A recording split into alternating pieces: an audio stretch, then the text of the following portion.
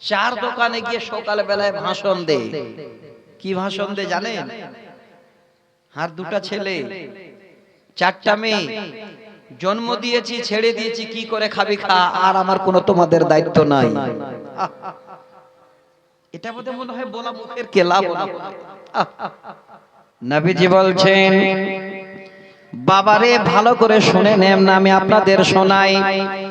সহিহ বুখারীর হাদিস ৭১৫০ নম্বর হাদিস, মা মিন আবদিন ইস্তারহিল্লাহু রায়াতান। আল্লাহর নবী বলেন, যেই বান্দাকে আল্লাহ রাব্বুল আলামিন মালিকানা দিয়েছেন, মানে যারা হলো বাবা, ওই বাবা এবার ছেলে মেয়েদের জন্ম দিল, আর ওই ছেলে মেয়েদের কোনো দায়িত্ব বহন করলো না, ছেলে মেয়েদের যেখানে খুশি ছেড়ে দিল, যা তোরা কি করে খাবি, কিভাবে চলবি, আমার আর কোনো দায়িত্ব নাই। ইয়ামুতু ইয়ামা ইয়ামুতু ওয়া হুয়া গাশুন লিরায়াতিহি। এই গাশুন শব্দটার মানে শুনলে আপনার যেন শরীর শিউরে যাবে। নবীজি বলেন, শেষ জিন্দেগি পর্যন্ত বাবা যেন ছেলে মেয়েদের ধোঁকা দিয়ে গেল, ছেলে মেয়েদের ধোঁকা দিয়ে গেল, ঠকিয়ে চলে গেল, বাবা দায়িত্ব বহন করলো না। নবীজি বলছেন, ইল্লা হারামাল্লাহু আলাইহিল জান্নাহ, ওই বাবার জন্য আল্লাহর জান্নাত হারাম। হে বাবা, আপনার পুরো দায়িত্ব রয়েছে আপনার পরিবারের প্রতি, ছেলে মেয়েদের প্রতি। জন্ম দেওয়ার পরে ওই ছেলে মেয়েদের সঠিক শিক্ষা দিয়ে, জীবনে আল্লাহ আল্লাহ রাসূলের পরিচয় দিয়ে, ওই ছেলেদেরকে নিয়ে যেন আস্তে আস্তে করে ভালো দিন শিক্ষা দিয়ে একজন ভালো মানুষ এবং ভালো সন্তানের বাবা হওয়া উচিত। ওই রকমের সন্তান তৈরি করেন, আপনাকে আর ছেড়ে দেবে না। বুড়ো হবেন তো আপনার পাশে সদা সর্বদা থাকবে। আর আপনি ছেলে জন্ম দিয়ে চার দোকানে ঘন্টার পর ঘন্টা কাটাচ্ছেন, ছেলের কি অভাব আপনি তা পূরণ করছেন না। জেনে রাখেন, যেদিন আপনি বুড়ো হবেন, আপনি যেদিন বিছানায় পড়ে গোগাবেন, বিছানায় পড়ে কাঁদবেন, সেদিন আপনার ছেলে চার দোকানে গিয়ে ভাষণ দেবে আপনার মতো করে। একবার ভাবেন, বাবা আজকে তৈরি হন, ছেলেদের কোনোদিন ছেড়ে দেবেন না। আমি অনুরোধ করছি আপনাদের, এই ছেলেরা আপনাদের কত দামি, এই সম্পদ কত মূল্যবান, বাবাদের কত বড় দায়িত্ব পালন করা দরকার। আরেকটা বুখারী মুসলিমের হাদিস শোনাচ্ছি, 6131 নম্বর হাদিস, হাদিসের রাবী হযরত আবু হুরায়রা রাদিয়াল্লাহু তাআলা আনহু। এই হাদিসটাকে একটু ফলো করবেন। বেশিরভাগ জালসাতে হাদিসটা অনেক আলেম ওলামারা বলেন, আমি আবার শোনাচ্ছি, তবে শেষ শব্দটা হবে আমার বলার উদ্দেশ্য। নবীজি বলেন, ইজা মাতাল ইনসানু ইনকাতা আনহু আমালুহু ইল্লা মিন সালাসিন সাদাকাতিন। আল্লাহর রাসূল বলছেন, যখন কোন মানুষ মারা যায়, তার দুনিয়াবি সমস্ত রকমের আমল তার জন্য যেন মুনকাতা হয়ে যায়, ছত্রভঙ্গ হয়ে যায়, ছিন্ন ছাড়া হয়ে যায়। হে ভাই, আজকে আপনি বেঁচে আছেন, যদি রাস্তায় চলতে চলতে একটা যদি ইটকে আপনি পা দিয়ে হটিয়ে দিন, তারও আপনি যেন নেকি পাবেন, কবর এর বিনিময়ে পাবেন। কিন্তু ভাই রে, যখনই চোখ দুটো বন্ধ হয়ে যাবে, আল্লাহর নবী বলছেন, যখনই মানুষ মারা যাবে, মারা যাওয়ার পরে দুনিয়াবি সমস্ত আমল তাদের জন্য বন্ধ হয়ে যায়। জীবনে কি করলেন না করলেন শেষ। কিন্তু এই মাঝখানে একটু কিন্তু আছে, ইল্লা শব্দ দিয়ে। নবীজি বলেন, ইল্লা মিন সালাসিন, তিনটি আমল দুনিয়াতে এমন আছে, এই আমল মরে যাওয়ার পরেও কোনোদিন যেন বন্ধ হয় না, আর বন্ধ হবে না। এই তিনটি আমল, হ্যাঁ বাবা, যারা সন্তানের বাবা খুব ভালো করে শোনেন, আপনাদের দ্বারাই হয়েছে কিনা আজকে নিজে বিবেক বিবেচনা করবেন। এক নাম্বার হলো সাদকায়ে জারিয়া। আপনি যদি আল্লাহর রাস্তায় সাদকা করে যান, জীবন বেঁচে আছে আপনি হাত বাড়িয়ে দিয়ে গেলেন, জীবন বেঁচে আছে আপনি মাদ্রাসায় 2-4-10,000 টাকা দিয়ে গেলেন, জীবন বেঁচে আছে রাস্তার ধারে একটি বড় গাছ আপনি লাগিয়ে দিলেন, আস্তে আস্তে গাছ বড় হলো, যত পথিক রাস্তা দিয়ে যাবে ছায়ায় বসবে, আপনি মরে যাবেন, কবরে চলে যাবেন, আপনার হাড় মাংসগুলো মাটিতে খেয়ে নিবে। ওই গাছের ছায়া, ওই সাদকায়ে জারিয়া আপনার আত্মার জন্য সুন্দর করে আবার খোরাক যোগাবে। নবীজি বলেন, কেউ যদি রাস্তার ধারে একটা টিউবওয়েল দিয়ে দেয় আর ওই লোকটা মারা যায়, টিউবওয়েলে যত লোক পানি পান করবে, যে মারা গেল তার কবরে যেন নেকি জারি থাকবে। মাদ্রাসায় যদি 10,000 টাকা, 2,000 টাকা, 1,000 টাকা দিয়ে দেন, মাদ্রাসা থেকে যাবে, আপনি মরে যাবেন, এর জারি আপনার জারি থাকবে। এটা আমার বলার উদ্দেশ্য নয়, কালে হাদিসটার তরজমাটা শোনালাম, তাহলে বুঝতে পারা গেল এক নাম্বার হলো সাদকায়ে জারিয়া। মরার পরে কবরে আপনি পাবেন সাদকায়ে জারিয়া, যেই সাদকাটা আপনার জারি থাকবে কবরে। এই রকমের কিছু কাজ জীবিত থাকতে, মরার পরে নয়, যা করবেন জীবিত হালাতে করে যাবেন, এর বিনিময়ে কবরে পাবেন। এক নাম্বার 2, আও ইলমিন ইনতাফাহু বিহি, এমন জ্ঞান অর্জন করলেন যে জ্ঞানের দ্বারা যেন মানুষ উপকৃত হয়। উদাহরণস্বরূপ বলি, একজন মাস্টার মশাই আছেন, উনি এবার আরো ছাত্রদের শিক্ষা দিলেন, তার ছাত্ররা তার ছাত্রকে শিক্ষা দিল। মাওলানা সাহেবেরা যেন 2 জন হাফিজ বানালো, মাদ্রাসায় ছাত্র যেন 2 জন মাওলানা বানালো, ওই ছাত্ররা আবার কাউকে পড়াবে। এইভাবে চলতেই থাকবে, এইভাবে চলতেই থাকবে। নবীজি বলছেন এর বিনিময়ে কবরে থাকবে, আর কোনোদিন বন্ধ হবে না সেই জারিয়া। 3 নাম্বার হলো, বাবা আপনারা ভালো করে শুনে রাখেন, আও ইলমিন ইনতাফাহু বিহি আও ওয়ালাদিন সালিহিন ইয়াদউ লাহু। এই সালে শব্দটা বলার উদ্দেশ্য হলো, বাবারে আপনি একজন বাবা, বাবা হয় আপনার 1 নম্বর দায়িত্ব হবে আপনার পুরুষে যে সন্তান জন্ম নিল, আপনার ঘরে যে সন্তান জন্ম নিল, বাবা ওই সন্তানটাকে আপনাকে নিজে আগে নেককার বানাতে হবে, সুসন্তান বানাতে হবে, সুশিক্ষা দিতে হবে। যদি একজন নেককার সন্তান বানিয়ে বাবা আপনি মারা যান, ওই সন্তান যখন আপনার জন্য দোয়া করবে, রব্বির হামহুমা কামা রাব্বায়ানি সাগীরা, ওই সন্তানের যেন জারিয়া আপনি কবরে পেতেই থাকবেন। আমার বলার উদ্দেশ্য হলো, বাবারে সমস্ত বাবাদের দায়িত্ব হলো পৃথিবীর বুকে যত সন্তান আপনার ঘরে আছে, ওই সন্তানদের নেককার, দিনদার, ঈমানদার যেন আপনি তৈরি করতে পারে। এটা দায়িত্ব বাবার, মৌলভী সাহেবদের আগে নয়, আগে বাবার। এই দায়িত্ব আগে আপনাকে পালন করতে হবে। যদি আপনি পালন না করেন, আপনার ঘাড়ে কেন এই যে সমস্ত রকমের দোষ আল্লাহ চাপিয়ে দেবেন? আরেকটা হাদিস শোনাচ্ছি, তাহলে বুঝে আসবে, এবং এই হাদিসের সঙ্গে বিজ্ঞানকে মিলাবেন। আর পৃথিবীর বুকে একজন বিজ্ঞানী এসেছিলেন, বৈজ্ঞানিক এসেছিলেন, তিনি হলেন নবী মুহাম্মদ রাসূলুল্লাহ সাল্লাল্লাহু আলাইহি সাল্লাম। তিনি সেই বিজ্ঞান যেন পৃথিবীর বুকে মানুষের কাছে দিয়ে গেছেন। এখন যত বৈজ্ঞানিক আছে, আল্লাহ রাসূলের সেই বিজ্ঞান, সেই চর্চা থেকে গবেষণা করে মানুষকে সব জ্ঞান দিচ্ছে। তিনি কি জ্ঞান দিয়ে গেছেন? হাদিসটা আবারও বলছি, সহিহ বুখারীতে। আমি আগেই বলেছি যে এইটুকু বলবো একটা বিষয়ের উপরে, যে কথাগুলো বলবো প্রত্যেকটাই হাদিস একদম দলিল সহকারে।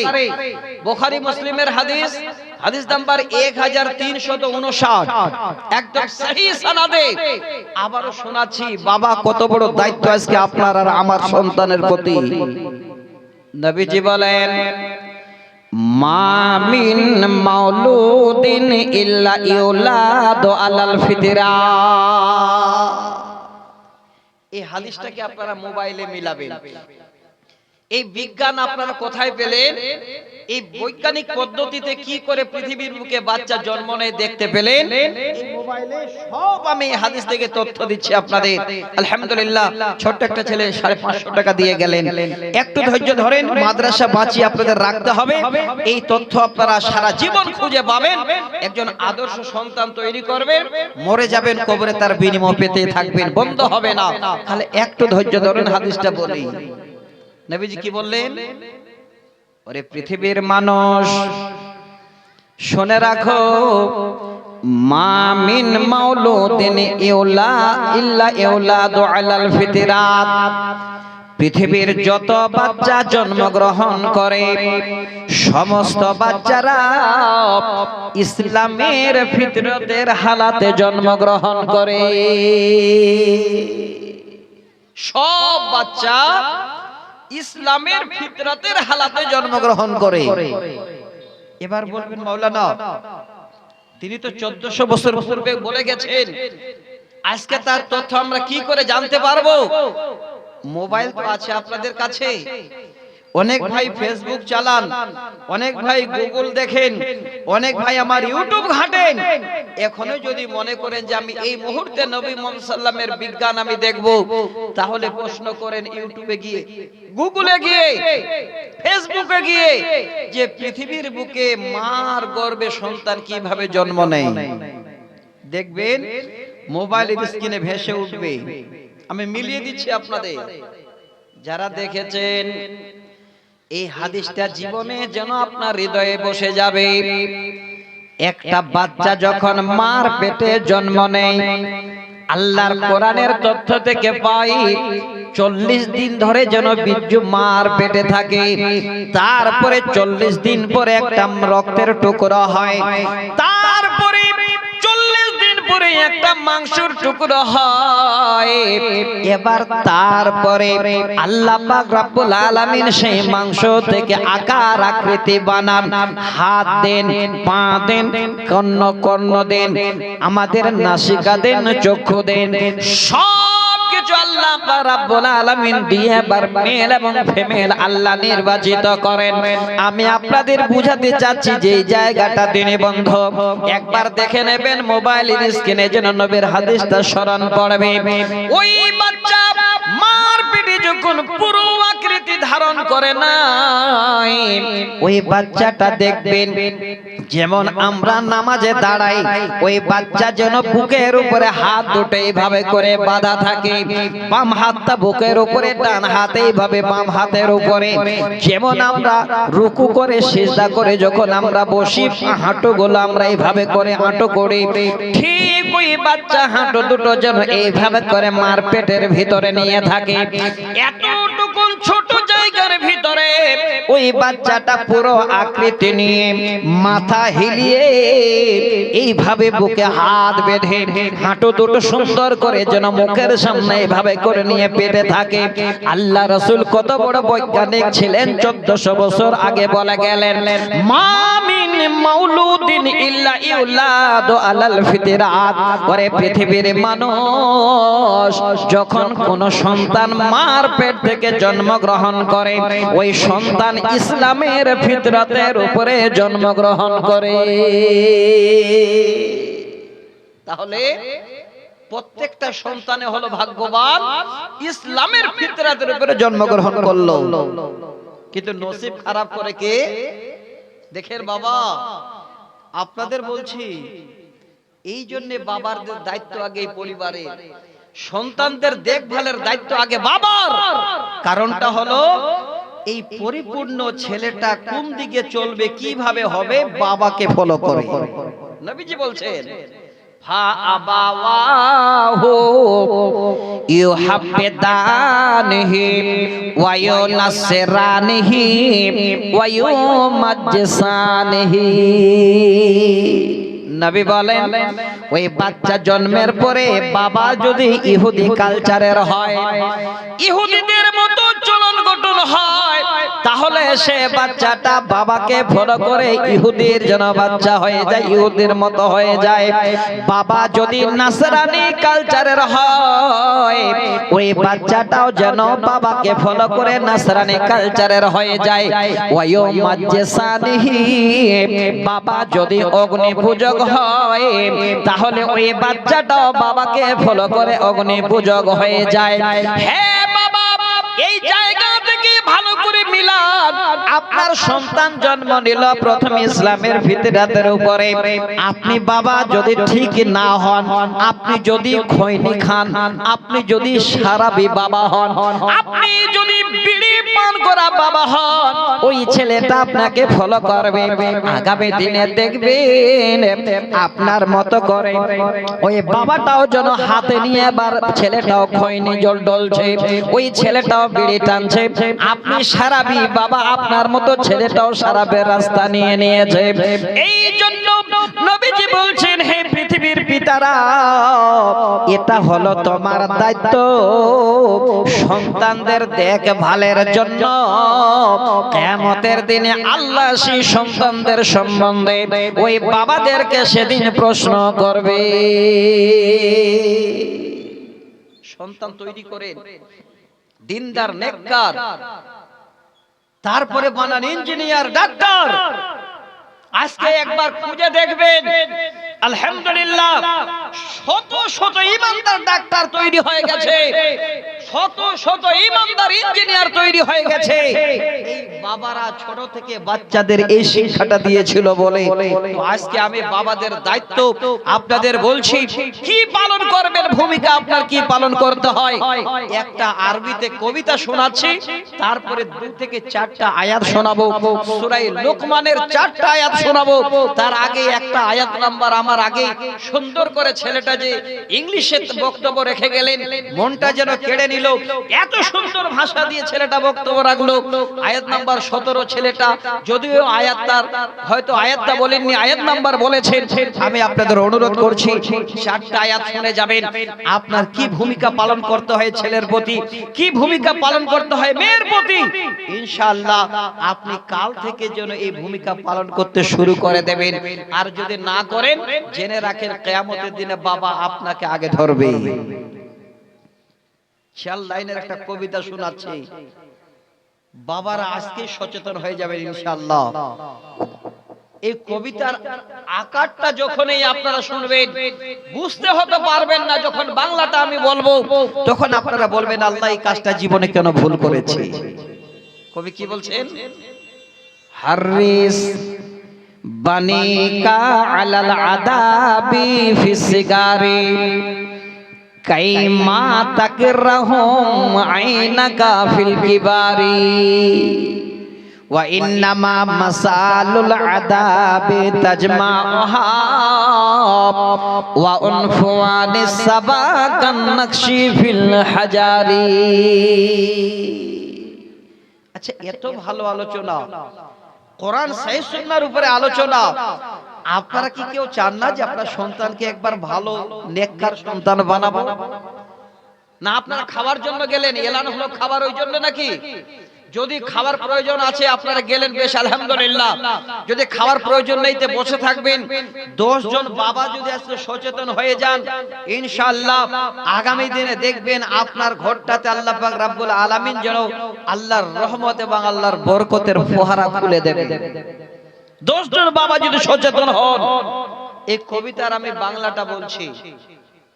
আদব মানে নিশ্চয়ই আপনারা জানেন, ছেলেদের ছোট থেকে চরিত্রবান কি করে বানা যায়, কি সুন্দর করে ছেলেটাকে আদর্শবান করা যায়, এই কথাগুলো বলা।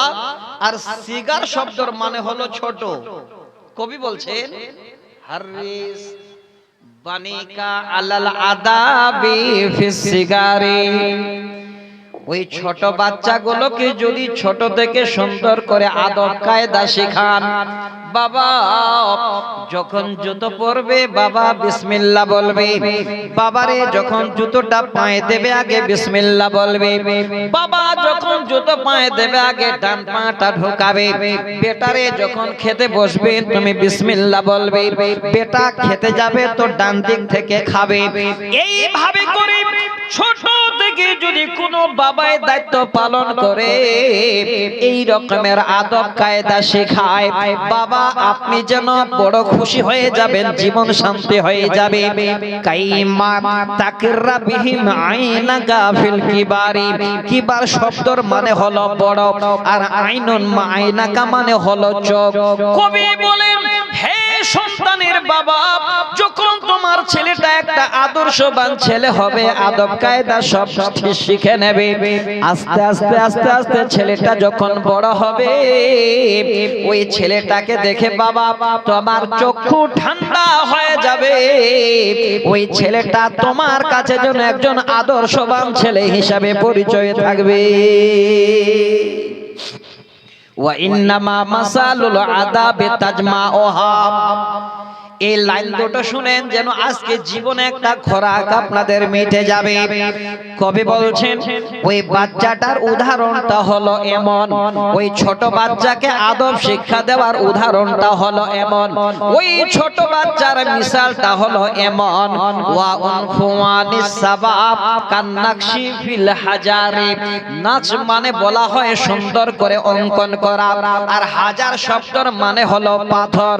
হে জ্ঞানী যদি একটা পাথরকে কেউ কেটে কেটে কেটে কেটে নকশা করে, পাথরের উপরে যদি নকশা বানায়, এই পাথর যদি যুগ যুগ ধরে থেকে যায়, পাথরের নকশা যেন মিটে যায় না, পাথরের নকশাটা যেন সুন্দর হয়ে থাকে।